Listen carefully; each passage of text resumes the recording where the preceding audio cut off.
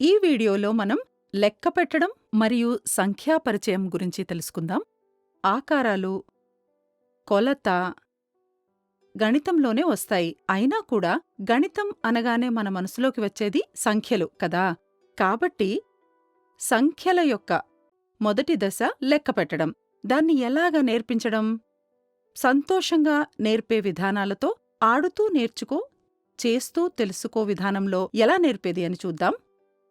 ఎన్సీఈఆర్టీలో ఈ విషయాల గురించి ప్రతిపాదన చేసిన నేర్చుకునే సామర్థ్యం గురించి మనకి తెలుసు కదా.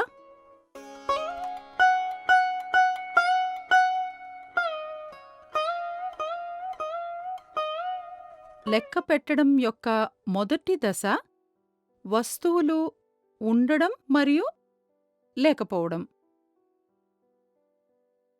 లెక్క పెట్టాలంటే అక్కడ ఏదో ఉండాలి కదా.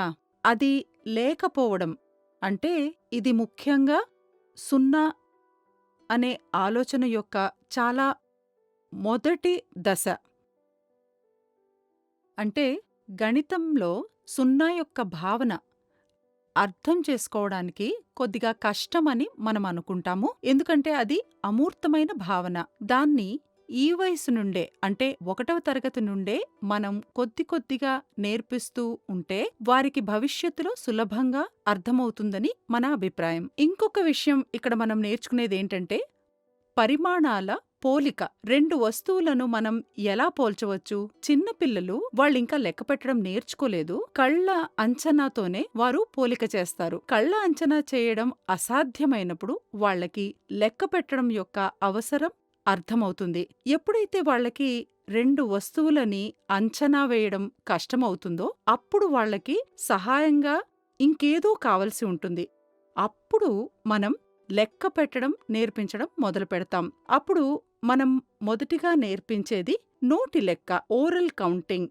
అంటే ఓరల్ నంబర్ నేమ్స్. అంటే బట్టి పట్టి వరసగా సీక్వెన్షియల్గా సంఖ్యలని లెక్క పెట్టడం పిల్లలు నేర్చుకుంటారు. దానితో పాటు ఇంకొక భావన మనం బోధిస్తాము. అదేంటంటే పరిమాణాల సంరక్షణ.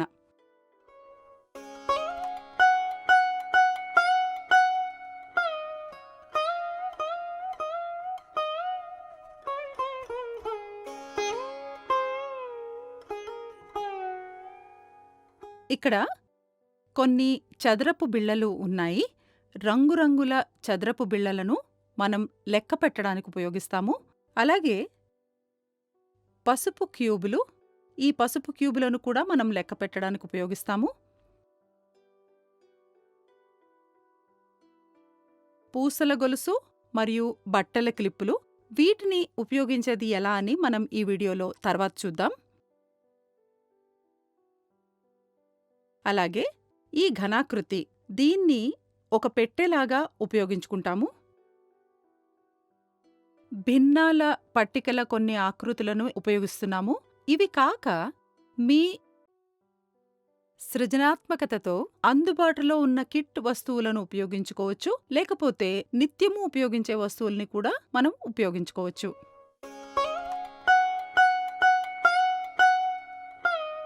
ఇప్పుడు మొదటగా మనం ఉండడం మరియు లేకపోవడం గురించి చూద్దామా?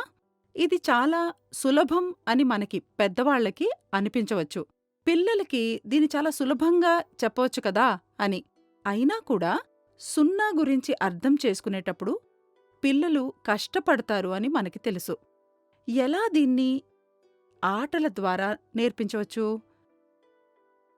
మేము చిన్నపిల్లలుగా ఉన్నప్పుడు ఒక ఆట ఆడేవాళ్ళం. మీకిప్పుడు చూపిస్తాను. ఇదేంటి? చదరపు బిళ్ళ కదా. ఇప్పుడు నేను దీన్ని ఒక చేతిలో పెట్టుకుంటాను. ఏ చేతిలో ఉందో మీరు చెప్పాలి. తెలిసింది కదా. ఇలా టీచర్లు పిల్లలకి చూపించవచ్చు. దీంతో పాటు ఒక పాట. కాకుం కుకుం కాకుం కుకుం ఏ చేతిలో? కాకుం కుకుం కాకుం కుకుం ఏ చేతిలో? ఈ చేతిలో అంటారా? ఈ చేతిలో ఉంది. Very good. ఈ చేతిలో ఏముంది? ఈ చేతిలో ఏమీ లేదు. ఈ చెయ్యి ఖాళీ. మళ్ళీ చేద్దామా? ఏ చేతిలో ఉందో చెప్పండి? ఈ చెయ్యి అంటారా? లేదు. ఈ చెయ్యి ఖాళీ. ఈ చేతిలో ఏమీ లేదు కదా! ఈ రకంగా పిల్లలతో ఆడొచ్చు. పరస్పరం వాళ్ళలో వాళ్ళే ఆడుకోవచ్చు. ఖాళీగా ఉన్నప్పుడు టీచర్ క్లాసుకు వచ్చే ముందు ఆడొచ్చు. కొన్నిసార్లు 2 చేతుల్లోనూ కూడా వాళ్ళు పెట్టుకోవచ్చు. అప్పుడు ఏ చెయ్యి ఖాళీగా లేదు అని. ఇవన్నీ ఆటలతో వచ్చే వివిధ సరదాలు. సంతోషంగా పిల్లలు నేర్చుకుంటారు. క్లాస్‌లో ఫ్రీగా ఉన్నప్పుడు, టీచర్ రానప్పుడు పిల్లలు ఈ ఆటల్ని ఆడుతూ ఉంటారు. ఒకసారి నేర్పిస్తే చాలు సంతోషంగా ఆడతారు. మళ్ళీ మళ్ళీ దీని గురించి చెప్తూ ఉంటే వాళ్ళకి ఉంది, లేదు, ఖాళీ అంటే ఏమిటి అనే ఆలోచన అర్థమవుతుంది. దీన్ని టీఎల్ఎం ఉపయోగించి ఎలా చేయవచ్చు చూద్దాం. ఇప్పుడు ఈ పెట్టె ఉంది. ఈ పెట్టెలో ఇప్పుడు అందరూ కళ్ళు మూసుకోండి చూద్దాం. ఇప్పుడు దీంట్లో నేనేదో వేస్తాను. దీంట్లో ఏముంది అని మీరు చెప్పాలి. సరేనా? ఇప్పుడు వేస్తాను. ఇప్పుడు చూడండి. ఏముంది దీంట్లో? చదరపు బిళ్ళలు కదా! Very good. ఇప్పుడు మళ్ళీ వేస్తాను. చప్పుడు చేస్తూ, సౌండ్ చేస్తూ వేస్తాను.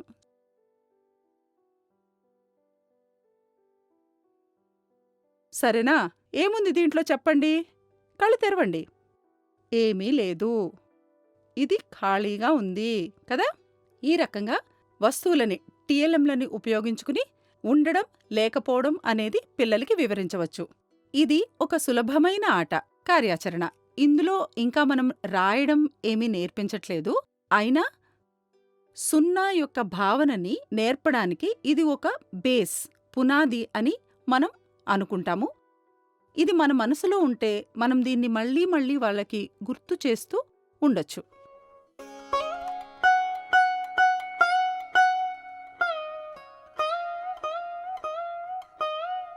ఇప్పుడు ఉండడం, లేకపోవడం గురించి చర్చిస్తున్నాము. దీన్నే బోర్డు మీద టీఎల్ఎం ఉపయోగించుకుని ఎలా నేర్పించాలో చూద్దాం. ఇప్పుడు ఇక్కడ 2 సంచులున్నాయి. ఇదొక సంచి, ఇదొక సంచి. అప్పుడు చూసాం కదా! అలాగే దీంట్లో నేను కొన్ని వస్తువులని వేస్తాను అని అనుకుందాము. వీటిని నీళ్లలో ముంచి ఇక్కడ అంటిస్తాను. కొన్ని వస్తువులు. ఇప్పుడు ఈ 2 సంచుల్లో దేంట్లో వస్తువులున్నాయి? దీంట్లో ఉన్నాయి కదా! దీంట్లో వస్తువులు ఉన్నాయి. దీంట్లో ఉన్నాయా? ఇందులో ఏమీ లేవు. ఇది ఖాళీగా ఉంది. ఇప్పుడు ఈ రెండిట్లో ఏది ఖాళీగా ఉంది చూపించండి. పిల్లల్ని పిలిచి అని వాళ్ళు చూపించేలా చేయొచ్చు. దేంట్లో వస్తువులున్నాయి? ఏది ఖాళీగా ఉంది? ఇది ఉండడం, లేకపోవడం అనేదాన్ని ప్రదర్శించడం. దీన్నే వేరే వేరే విధంగా చిత్రాల ద్వారా మీరు పిల్లలకి చూపించవచ్చు. ఇది అయ్యాక తర్వాత దశ వస్తువుల పోలిక. వస్తువులని పోల్చడం ఎలా చేయొచ్చు? ఈ వయసులో అంటే 1వ, 2వ తరగతి పిల్లలు కొన్ని వస్తువుల్ని తీసుకుందాం. చదరపు బిళ్ళల్ని తీసుకున్నాను. ఇక్కడొక గుంపుంది, ఇక్కడ ఇంకొక గుంపుంది. ఇప్పుడు పిల్లల్ని అడుగుతాను. పిల్లలు ఈ రెండిట్లో దేంట్లో ఎక్కువున్నాయి? దేంట్లో ఎక్కువ బిళ్ళలున్నాయి చూపిస్తారా? ఇందులో ఎక్కువగా ఉన్నాయి, ఇందులో తక్కువగా ఉన్నాయి. అవును, వెరీ గుడ్. అలాగే ఇప్పుడు దేంట్లో తక్కువగా ఉన్నాయి చెప్పండి? ఇందులో కదా! ఇంకో దాంట్లో ఎక్కువగా ఉన్నాయి. చూస్తూనే మనకు తెలుస్తుంది కదా! Very good. ఇలాగే ఇంకొక టీఎల్ఎంని కూడా ఉపయోగించుకోవచ్చు.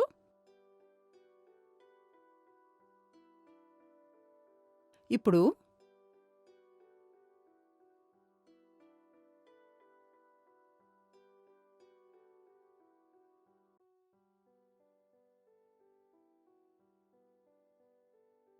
ఇలా చూడండి. ఇందులో ఎక్కువగా ఉన్నాయా? ఇందులో ఎక్కువగా ఉన్నాయా? ఎందులో ఎక్కువగా ఉన్నాయి? దీంట్లో కదా! ఇందులో తక్కువగా ఉన్నాయి. చూడగానే తెలిసిపోతుంది.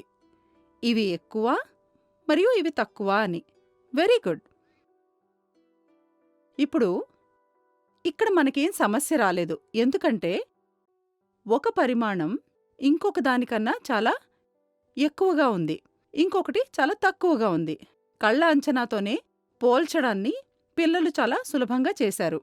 కానీ ఇప్పుడు నేను ఇంకొకటి చూపిస్తాను. చూడండి.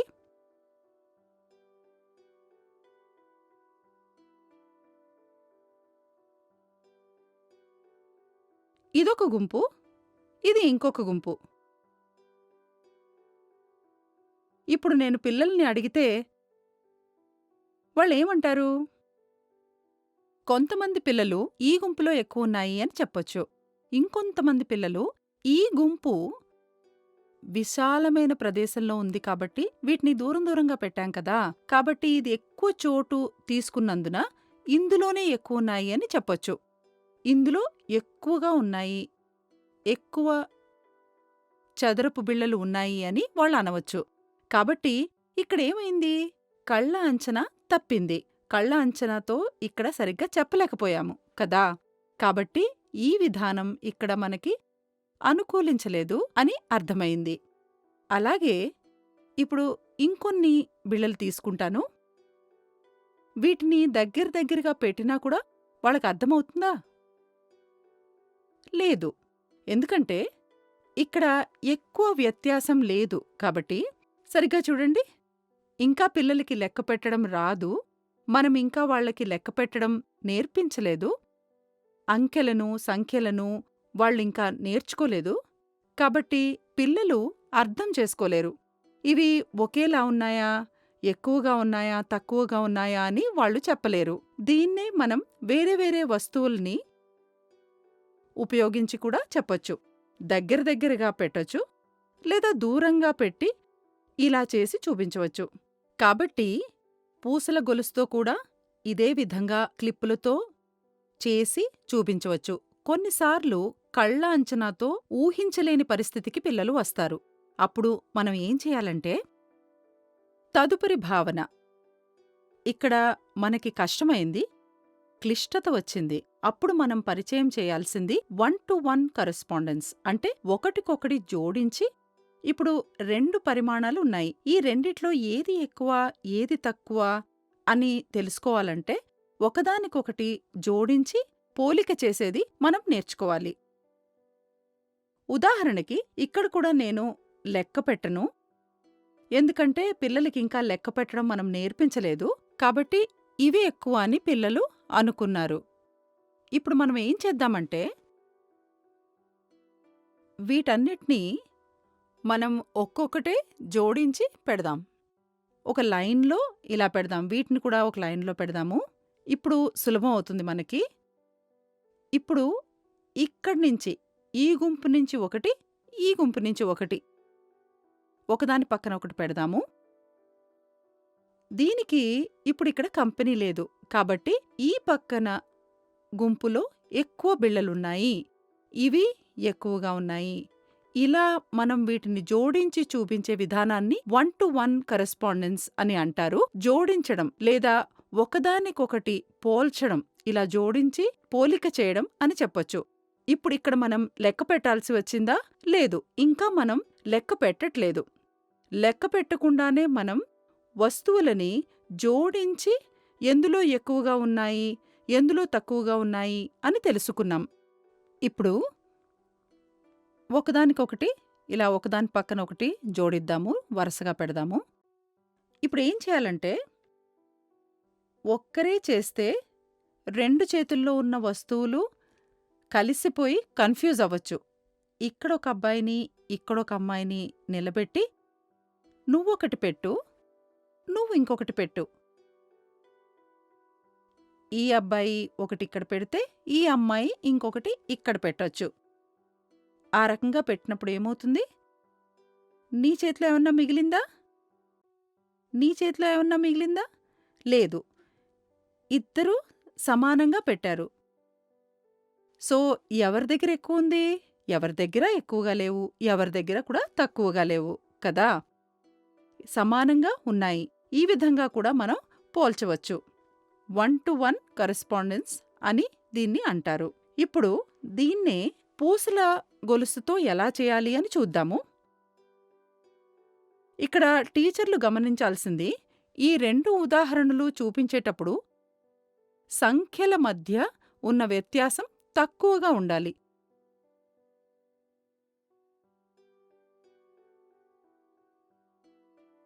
పిల్లలకి కళ్ళ అంచనా వేసినప్పుడు ఎక్కడ తక్కువగా ఉంది, ఎక్కడ ఎక్కువగా ఉంది అని తెలియకుండా ఉండేలాగా చూసుకోండి.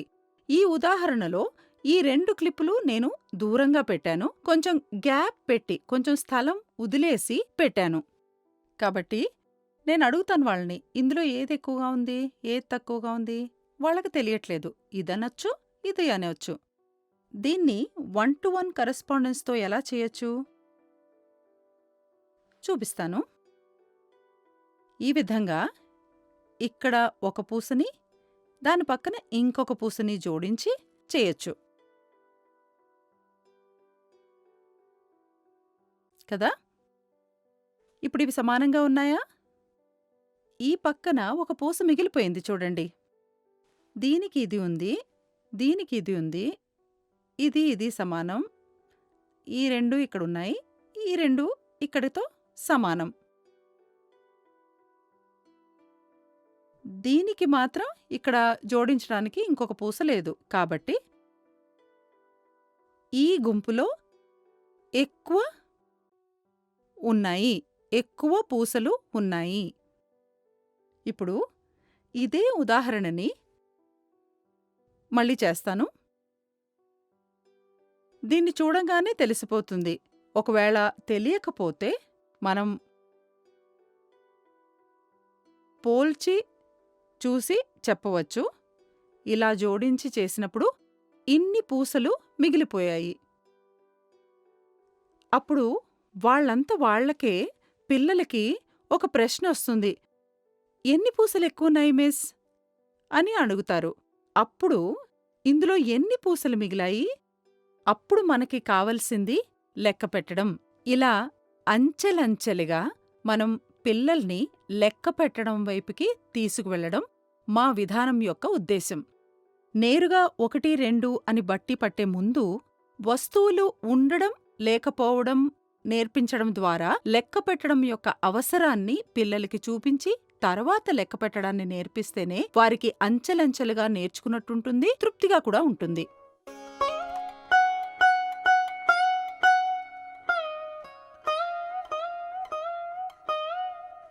ఇప్పుడు పోల్చడం ఎలా అన్నది మనం చూశాము.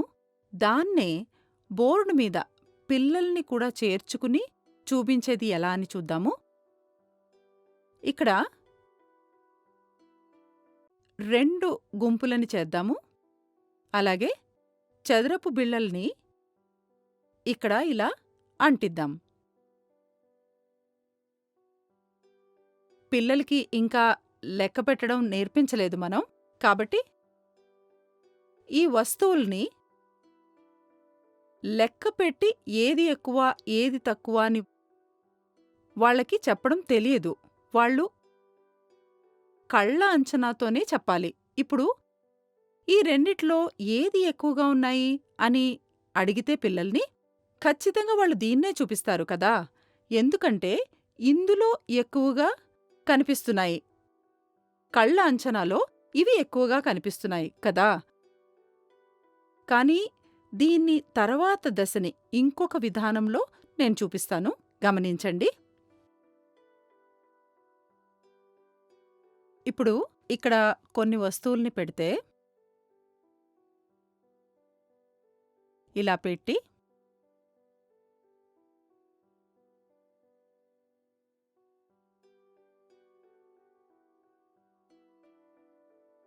ఇప్పుడు వీటిని పోల్చమని పిల్లల్ని అడిగితే దేన్ని చూపిస్తారు వాళ్ళు? ఇంతకు ముందే చూశాం కదా! ఇక్కడ కూడా మీరు దాన్నే గమనించాలి. ఖచ్చితంగా పిల్లలు దీన్ని చూపించే సాధ్యత ఉంది. లేదా ఇది కూడా చూపించొచ్చు. మనకి తెలియదు. దీన్ని వారు గమనిస్తారు. పిల్లలకి ఇంకా లెక్క పెట్టడం రాదు. కాబట్టి వాళ్ళకి ఏమనిపిస్తే వాళ్ళు అదే చూపిస్తారు కదా!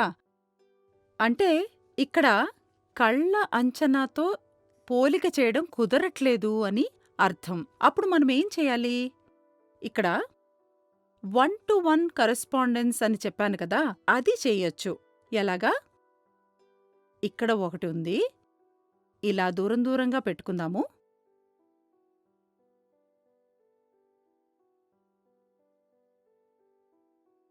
దీనికి దీన్ని జోడిద్దాము. దీనికి దీన్ని జోడిద్దాము. అలాగే వాటిని వరుసగా పెట్టుకుని దీనికి ఇది, దీనికి ఈ పక్కన ఇలాగా. ఇప్పుడు దీనికి జోడించడానికి ఏది మిగల్లేదు. ఇక్కడిన్ని వస్తువులున్నాయి. ఇందులో కూడా ఇన్ని వస్తువులున్నాయి. వీటన్నిటికీ ఇక్కడ జోడించడానికి వస్తువులున్నాయి. అయితే ఇది ఒకటి ఇక్కడ మిగిలిపోయింది. కాబట్టి ఈ పక్కన ఎక్కువ వస్తువులున్నాయి అని అర్థం కదా! దీన్ని 1-to-1 కరెస్పాండెన్స్ అంటాము. ఒకదానితో ఇంకొకటి జోడించి పోల్చాము. ఇక్కడ మీరు గమనించారు కదా! ఒకదానితో ఇంకొకటి జోడించి చేశాము. దీన్నే ఈ కింద ఇలా పేర్చి చూస్తే ఏమవుతుంది? ఇలా ఒకదాని కింద ఒకటి పెట్టి దీనికి ఇక్కడుంది, దీనికి ఇక్కడ ఉంది. దీన్ని ఇక్కడ పెడతాను, దీన్నిలా ఇక్కడ పెడతాను. ఈ గుంపు నుంచి ఒకటి, ఈ గుంపు నుంచి ఇంకొకటి. ఇప్పుడు ఏ గుంపులో ఒకటి మిగిలిపోయింది? ఈ గుంపులో. కాబట్టి ఈ గుంపులో ఎక్కువ వస్తువులు ఉన్నాయి. ఇలా చేసి చూపించొచ్చు. ఈ రకంగా పిల్లలకి చూపిస్తే వారికి స్పష్టంగా అర్థమవుతుంది. టీచర్లు ఈ యాక్టివిటీని వాళ్లే ఈ చదరపు బిళ్ళల్ని నీళ్ళల్లో ముంచి అంటించడంతో పాటు పిల్లల్ని కూడా బోర్డు దగ్గరికి పిలిచి చేయించాలి. అప్పుడేమవుతుందంటే పిల్లలకి బోర్డు దగ్గరికి రావడం, ఈ వస్తువుల్ని ముట్టుకుని ఉపయోగించినప్పుడు వారికి ఒక మంచి ఐడియా వస్తుంది. మేం కూడా వీటిని చేసి చూపించాము అందరికీ అనే ఉత్సాహం ఉంటుంది. చక్కగా నేర్చుకుంటారు కూడా. ఇప్పుడు ఇవి కాక ఇంకా కొన్ని వస్తువులు తీసుకుందాం. ఇవి కాక ఇంకా కొన్ని వస్తువులు ఉన్నాయి ఇక్కడ అని అనుకుందాం. మనం ఇచ్చిన ఉదాహరణలో ఒకటే మిగిలింది. ఇంకా కొన్ని మిగిలిని అని అనుకుంటే అప్పుడు చాలా మిగిలి ఉన్నాయి. ఎన్ని మిగిలి ఉన్నాయి? ఎన్ని ఎక్కువగా ఉండవచ్చు? ఈ ఎన్ని అనే ప్రశ్నకి సమాధానం ఒక సంఖ్య అయి ఉంటుంది. పిల్లలకి ఇంకా లెక్క పెట్టడం రాదు. చాలా ఉన్నాయి అంటారు. చాలా అంటే ఎన్ని? అది తెలుసుకోవడానికి మనం లెక్క పెట్టాలి. అయితే మనం ఇంకా లెక్క పెట్టడం నేర్చుకోలేదుగా, దాన్ని నేర్చుకుందాం అని చెప్తే లెక్క పెట్టడం నేర్చుకోవడానికి ప్రోత్సాహం దొరికినట్టు అవుతుంది కదా.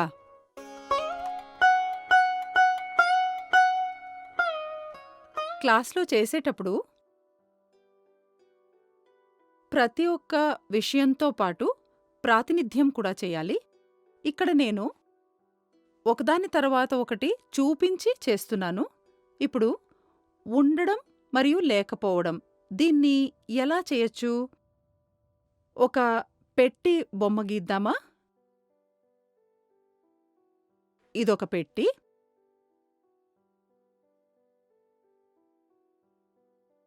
నేనిక్కడ ఇంకొక పెట్టెని గీస్తాను.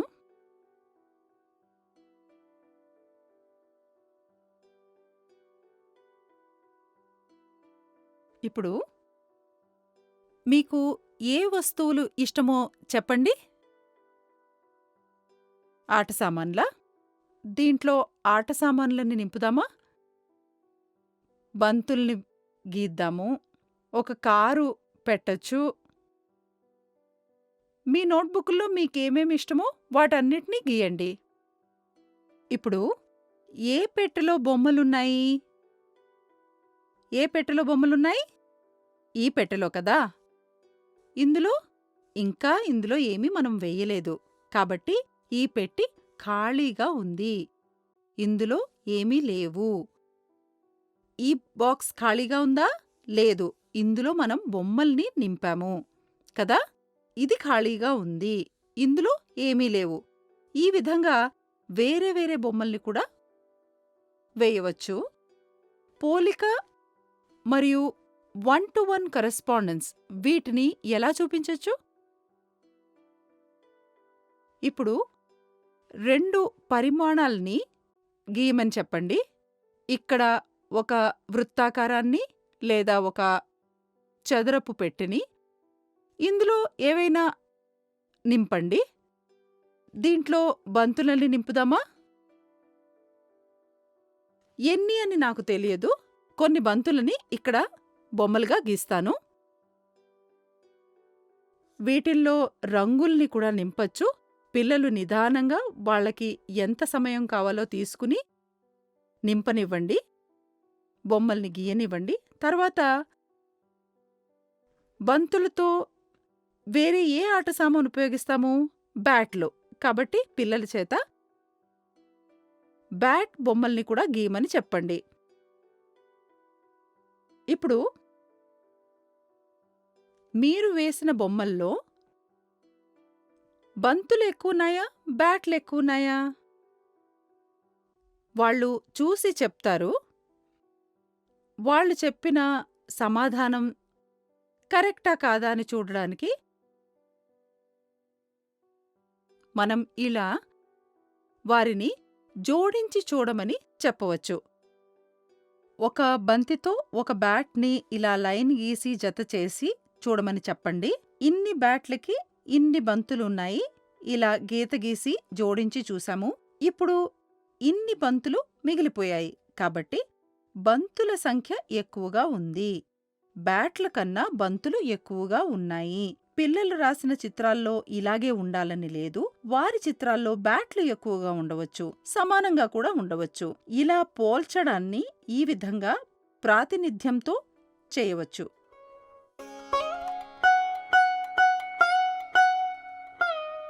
ఇప్పుడు పరిమాణాల సంరక్షణ అంటే ఏమిటో తెలుసుకుందాం. అమ్మ పిల్లలకి యాపిల్ పండుని సమానంగా ఇవ్వాలని అనుకుంటుంది.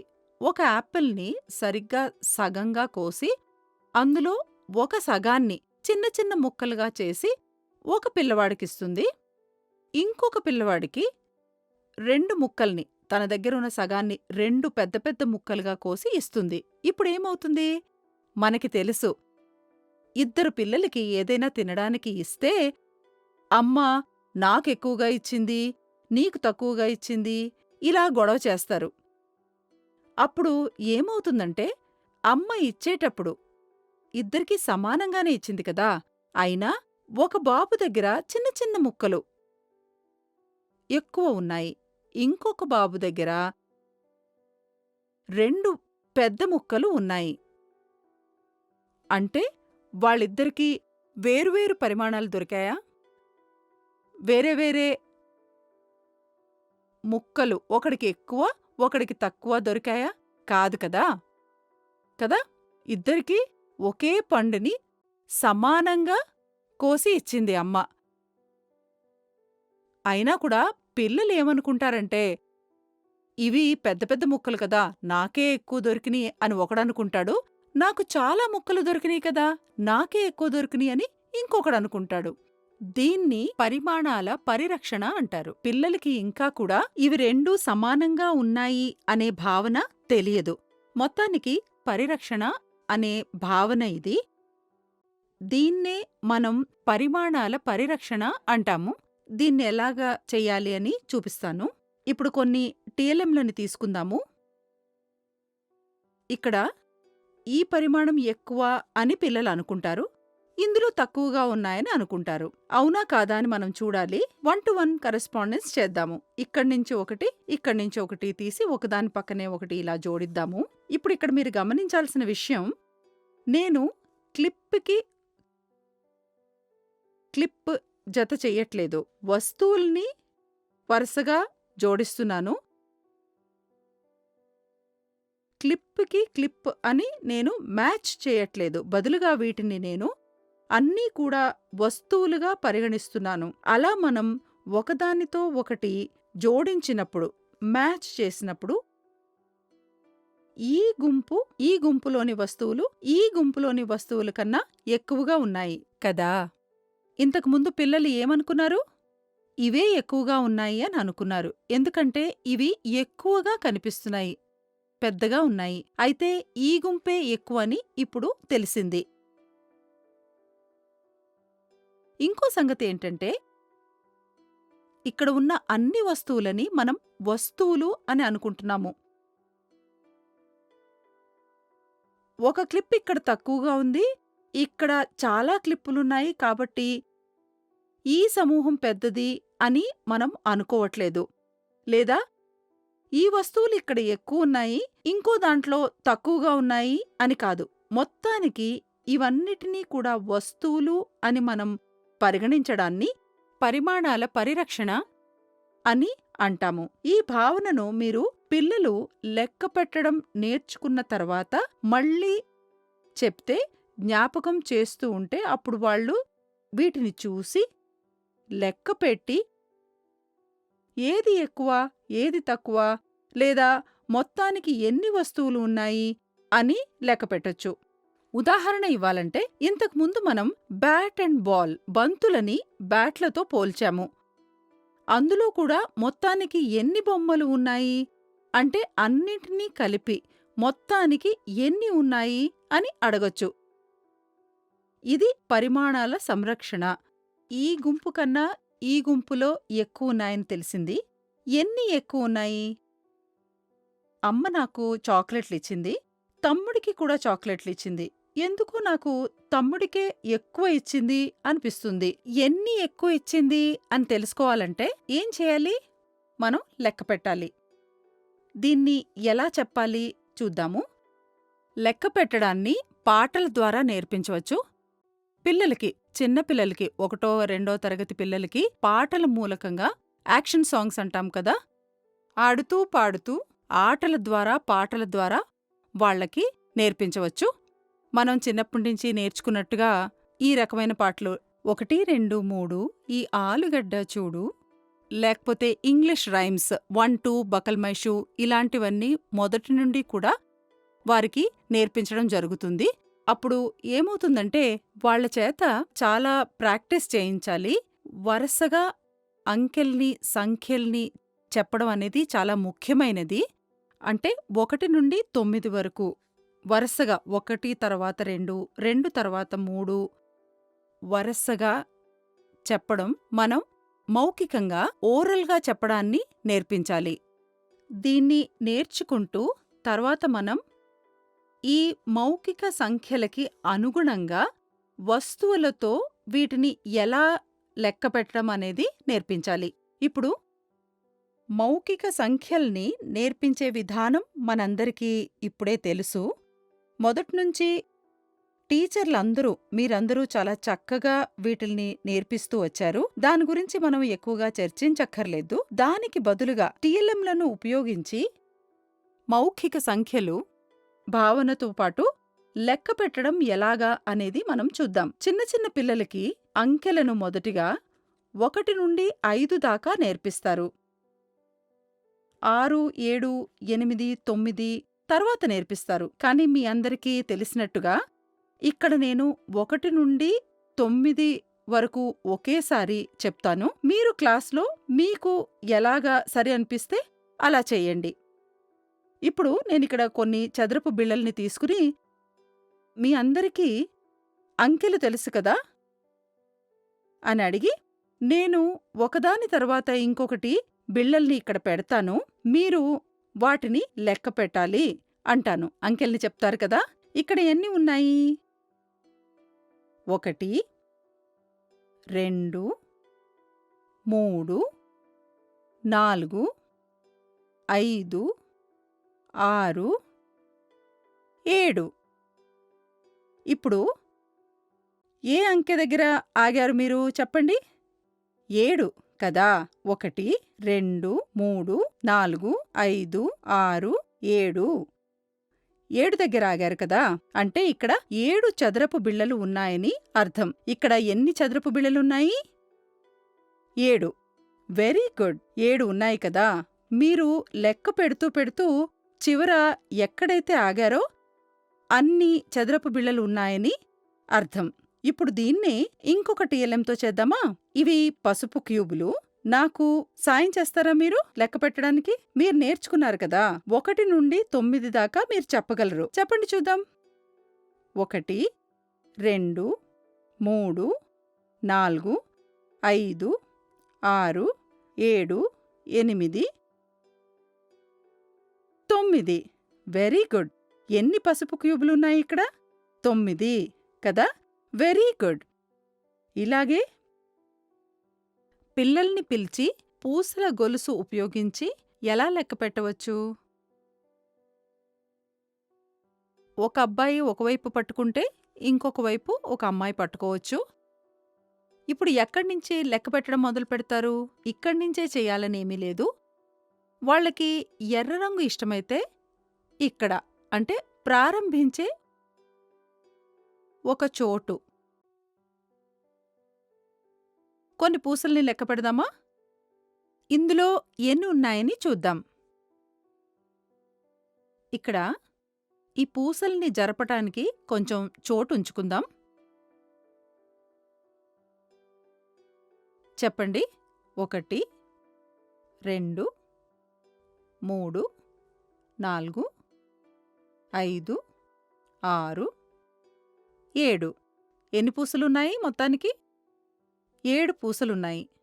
ఇక్కడ గమనించండి. మీరు ఎక్కడైతే స్టార్టింగ్ పాయింట్ అని పెట్టుకున్నారో అక్కడ్నించే లెక్కపెట్టడం ప్రారంభించాలి. పిల్లలకి ఈ పక్క నుండి లెక్కపెట్టాలి అని అనిపిస్తే ఇక్కడ్నించే మొదలుపెట్టవచ్చు. కానీ మధ్యలో ఆపేసి మళ్ళీ ఈ పక్క నుంచి మొదలుపెడితే అది తప్పవుతుంది. కాబట్టి ఎక్కడ్నించైతే మొదలుపెట్టారో అక్కడ్నించి వరసగా లెక్కపెట్టుకుంటూ వెళ్ళాలి.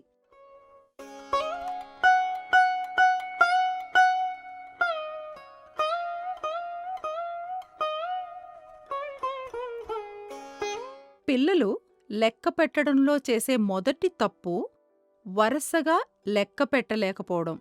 1, 2, 3, 4, 7, 9. ఇదెందుకంటే వాళ్ళింకా చిన్నపిల్లలు. మనం వాళ్ళకేదో కొత్తది నేర్పిస్తున్నాము. మనకి చిన్నప్పటినుండి నేర్చుకున్నందువలన ఈ సంఖ్యలు బాగా తెలుసు. కానీ ఇదే స్పీడ్‌లో పిల్లలు చెప్పాలి అని మనం ఆశిస్తే అది తప్పవుతుంది కదా! వాళ్ళకి అవకాశమివ్వాలి, సమయాన్నివ్వాలి. వాళ్ళు మళ్ళీ మళ్ళీ వీటిల్ని చెప్పి వాటిని గుర్తుపెట్టుకునేలాగా వారికి అవకాశమివ్వాలి. వాళ్ళు అలాంటి తప్పులేమైనా చేస్తే మళ్ళీ ఇంకొకసారి పాటల ద్వారా నిదానంగా వాళ్ళకి 1 నుండి 9 వరకు నిరర్గళంగా సంఖ్యలని వరసగా చెప్పేలాగా ప్రోత్సహించాలి. తర్వాత వాళ్ళని లెక్క పెట్టమనాలి. అందుకే అంటాము 1 నుండి 5 దాకా నేర్చుకోవడం సులభం. 1 నుండి 5 దాకా నేర్పించి ఆ తర్వాత నిదానంగా 6, 7 నేర్పించండి. ఈ విధంగా అంచెలంచెలుగా వారికి నేర్పించవచ్చు. ఇప్పుడు ఇంకొక తప్పు నేను చేసి చూపిస్తాను. మీరు గమనించండి. సరిగ్గా చూస్తున్నారు కదా? సరిగ్గా చేస్తున్నామా? తప్పుగా చేస్తున్నామా? నేను లెక్క పెడతాను వీటిని. ఎన్ని బిళ్ళలున్నాయి ఇక్కడ? ఇప్పుడు లెక్క పెడతాను. 1, 2, 3, 4, 5, 6. పిల్లలు ఇలా చేసే అవకాశముంది. చూసారా? వాళ్ళ ప్రకారం ఇవి 6 చదరపు బిళ్ళలు. ఇక్కడేమైందంటే వాళ్ళు నోటితో వరసగా చెప్పిన సంఖ్యలని చేతులతో చేసే కదలికలకు సంబంధం లేదు. అంటే నేను 1 అని చెప్పినప్పుడు వాళ్ళు కేవలం 1 చదరపు బిళ్ళని మాత్రమే కదిలించాలి. ఇంకొక సంఖ్య 2 అని అన్నప్పుడు మాత్రమే ఇంకొక బిళ్ళని కదిలించాలి. నేను 3 అని చెప్పేదాకా వాళ్ళు ఏ బిళ్ళని కూడా ముట్టుకోకూడదు. 3 అని చెప్పిన తర్వాతే ఇంకొక బిళ్ళని తీసుకోవాలి. అంటే ఒక్కొక్కటిగా మౌఖిక అంకెలతో పాటు పిల్లలు వీటిని జరపాలి. ఇది చాలా మంది పిల్లలు ముద్దు ముద్దుగా చేసే తప్పు. మనందరం ఇది చూశాము. మనము నిదానంగా వాళ్ళకి తెలియచెప్పాల్సుంటుంది. కాబట్టి ఇంకొకసారి నిదానంగా చేద్దాము. ఇప్పుడు 1, ఆగు, ఇంకా కాలేదు. 2, నేను చెప్పేదాకా ముట్టుకోవద్దు. 3, 4, ఉండుండు, నిదానంగా ఇంకొకటి నేను చెప్తాను. 5. ఈ విధంగా మనం చెప్పినప్పుడు వాళ్ళకి అర్థమవుతుంది. టీచర్ చెప్పినప్పుడు మాత్రమే నేను దీన్ని కదిలించాలి అని. దీన్ని వస్తువులతో, టీఎల్ఎంలతో చేసినప్పుడు పిల్లలకి ఇది చాలా బాగా అర్థమవుతుంది. వాళ్ళు బాగా నేర్చుకుంటారు. ఇంకొక తప్పు నేను చేసి చూపిస్తాను. వీటితో చేసి చూపిస్తాను. ఇప్పుడు ఇవి కొన్ని తీసుకుందాము. ఇప్పుడు నేను వీటిని లెక్క పెట్టమని పిల్లల్ని అడుగుతాను. ఇప్పుడు లెక్క పెట్టడం వచ్చు కదా, అంకెలని 1 నుండి 9 వరకు మీరు లెక్క పెడతారు కదా, తెలివైన వాళ్ళు కదా మీరు. లెక్క పెట్టండి చూద్దాం. అబ్బాయి ఏం చేస్తాడు? చూడండి, ఇలా ఉన్న వాటిని లెక్క పెడతాడు. 1, 2, 3, 4, 5, 6, 7, 8. ఎన్నున్నాయి? 8 ఉన్నాయి మిస్. 8 ఉన్నాయా అక్కడ? లేవు కదా! ఏం చేశాడు పిల్లవాడు? ఒక పక్క నుండి మొదలుపెట్టి ఎక్కడ ఆపాలో తెలియలేదు వాడికి. స్టార్టింగ్ అండ్ ఎండింగ్ పాయింట్ లేదు. ప్రారంభం ఎక్కడా, ముగింపు ఎక్కడా తెలియలేదు. ఇక్కడ మొదలుపెడితే మళ్ళీ ఇక్కడికి వచ్చినప్పుడే ఆపాల్సింది కదా! దాని బదులు వాడేం చేశాడు? 1, 2, 3, 4, 5, 6 ఒక ఆర్డర్‌లో క్రమంగా వాడు లెక్కపెట్టలేదు. ఇలాంటి తప్పుల్ని పిల్లలు చాలా చేస్తారు. అందుకే మనం ఏం చేయాలంటే, కొద్దిగా వాళ్ళకి సరిగ్గా తెలుసుకునే వరకు ఒక వరసగా లైన్‌లో వీటిల్ని అమర్చి ఇక్కడ్నుంచి ప్రారంభం చెయ్యండి, ఇక్కడ్నించి మొదలుపెట్టండి, ఇక్కడి దాకా లెక్కపెట్టండి. అప్పుడు వాళ్ళకి సరిగ్గా తెలుస్తుంది. 1, 2, 3, 4, 5, 5 ఉన్నాయి అని చెప్తారు. అలాగే ఇదే అలవాటు కూడా చేసుకుంటారు. ఎందుకంటే నిత్య జీవితంలో ఇలా ఉండదు. మనకి కొన్ని చాక్లెట్లిస్తే వాటిని లైన్‌లో పెట్టుకుంటూనే లెక్కపెట్టగలను అంటే అది సరికాదు కదా! అందుకే వాళ్ళకి ఒకసారి కాన్ఫిడెన్స్ వచ్చిన తర్వాత, ధైర్యం వచ్చాక చెప్పండి. ఇక్కడ్నించి మొదలుపెట్టావు కదా! నువ్వు మనసులోనే అనుకో, ఇక్కడ్నించి మొదలుపెట్టాను. తర్వాత ఏ పీస్ ముట్టుకుంటానో దాన్ని మళ్ళీ నేను ముట్టుకోకూడదు. దీన్ని ముట్టుకున్నావు కదా! ఇది 1. ఇదయిపోయింది. ఇప్పుడు ఇది 2, 3, 4, 5 వద్దొద్దు. దీన్ని అప్పుడే ఇందాకనే ముట్టుకున్నావు కదా! ఇదయిపోయింది. 5 అని చెప్పి వివరించాలి.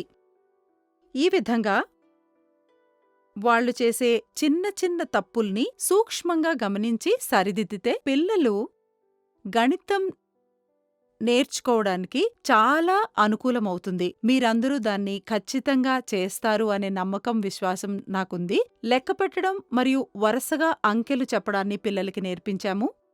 ఇది చిన్న పిల్లలకి గణిత సామ్రాజ్యంలో మొదటి అడుగు. కాబట్టి పిల్లలు ఇందులో బాగా పరిణతి పొందాలి.